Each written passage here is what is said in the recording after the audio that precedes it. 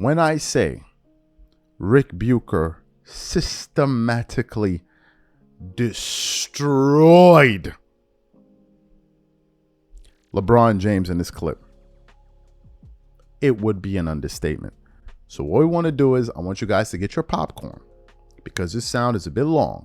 I want you guys to get your popcorn because you don't want to miss a single second of what he had to say. Take a listen to Ric Bucher here. But the truth is, he is trending very much the other way lately, punching holes in an already fairly ventilated credibility. Let's start with his interview a few weeks ago, in which he talked about both reporter Brian Windhorst and his reputation for being a flopper, among other subjects. I don't want to spend too much time on the Windhorst subject. I have as much respect for Brian as I do any NBA reporter in the business today. Let's leave it that part at that. I know the difficult line he has had to walk as someone who has covered LeBron as a newspaper reporter in Cleveland, and especially now at ESPN, which is perfectly fine and in some ways encourages currying favor with the athletes that they cover. The commercials that you see of made-up scenarios where great athletes are shot working in the ESPN Bristol, Connecticut offices in various roles, a brilliant ad campaign, by the way, is the relationship the company now embraces for the sake of access, aka ratings, also known as revenue. Once upon a time, it was just an ad campaign. Now it's a mission statement. All the vehicles inside ESPN that covered sports in a serious way or a critical way are gone. There's no more Outside the Lines. There's no more The Sports Reporters. There's no more Mark Schwartz or Jeremy Schaap. And my guess is there are sports fans who don't even know who those guys are. Windhorst has taken great pains to be fair, but honest in his coverage and analysis of LeBron.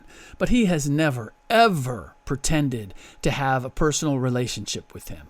I almost feel as if he's gone out of his way, in spite of the fact that they went to the same high school and his mom taught LeBron at one point, that he's gone out of his way to make it clear that they don't have a personal relationship. Do they know each other? How could they not? They went to the same high school. Brian has covered him since he came into the league practically. But Brian never, publicly or privately, has tried to suggest that he has some sort of special relationship with LeBron. So for LeBron to say that it's weird that Brian pretends he's LeBron's friend is not only a patently false premise for anybody who knows both of them, it's such an unnecessary shot at someone who in no way deserved it. It's both mean-spirited and it's being a bully. To what end? This is not the first time I've had this thought. And for those of you who don't like politics and sports, this isn't a political statement. It's simply stating a fact. LeBron's method of operation is exactly the same as our current president. They tell lies that are so easily exposed by anyone willing to take 5 minutes of research or simply paying attention to current events that you wonder how they got the idea or the courage to tell them in the first place. The lies are so blatantly obvious that they are insulting to anyone of average intelligence. The two of them even recite imaginary conversations with people who supposedly confirm whatever myth that they're trying to sell. And I can only theorize, and I'm going to put my Dr. Phil hat on, I can only theorize that the reason is the same. There's an insecurity complex that creates a need to make themselves bigger than they actually are. I actually don't think it's all that complicated. In any case, LeBron's response to being labeled a flopper is another perfect example.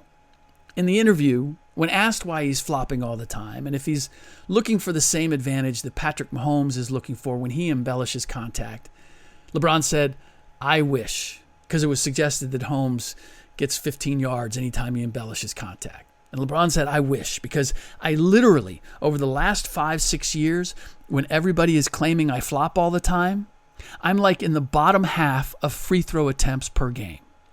Those are his words verbatim. He's in the bottom half of free throw attempts per game the last 5-6 years. Here's the reality, easily researched.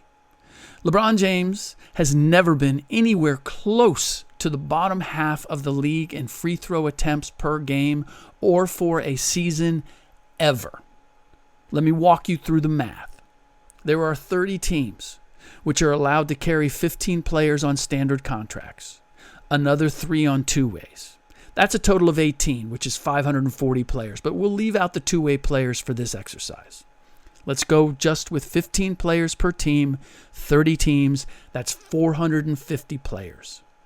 An average of around 500 players take at least one free throw in a season, but again, for the sake of bending over backwards to be fair as possible, let's just go with the number of players who take enough free throws to actually qualify for the free throw shooting title, which is roughly 260. You're still with me, right?